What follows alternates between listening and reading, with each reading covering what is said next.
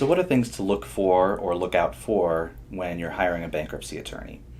Normally you're going to want someone who's somewhat local to the area. Bankruptcy courts are often individualized by jurisdiction. I practice primarily in Orange County, and that's the Central District of California, which covers all the way from essentially kind of Santa Barbara into LA and down through Orange County. Those are part of Central District of California, and there are different divisions. There's a Santa Ana division, Los Angeles division, etc. So you typically want someone who is somewhat local to the division that you'll be filing in, and that's usually based on where you live, because they're going to be more familiar with the local rules, the local trustee who might be assigned to your case, who's typically a private attorney who will oversee your case, and also the judges and the courts. So they're usually a little bit more familiar.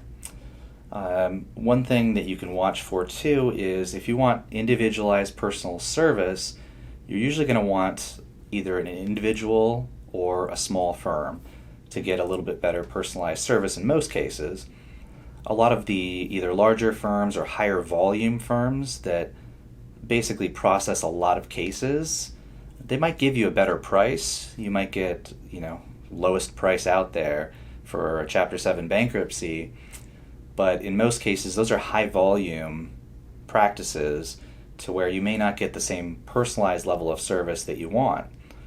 Maybe it works for you based on your budget, and that's okay, but if you want a little bit better personalized service, usually look for someone who doesn't take on 500 cases a month. You also want to look for, obviously cost is an issue, but you don't want to shop for necessarily the cheapest, just someone that you feel comfortable with and that you feel like understands your financial circumstances and has a good success record with what they file in court, and whether it's a Chapter 13 or 11, actually getting plans confirmed, getting Chapter 7s through without a dismissal or lots of issues at the creditor's hearing.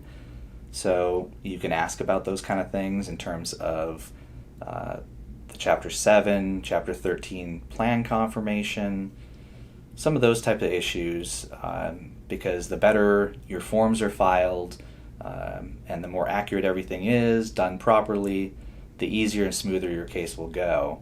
Otherwise, you could face issues of having to file amendments and dragging out the creditor's hearing for multiple continued hearings if everything's not submitted properly, or possibly if you have a Chapter 13, your plan not being confirmed.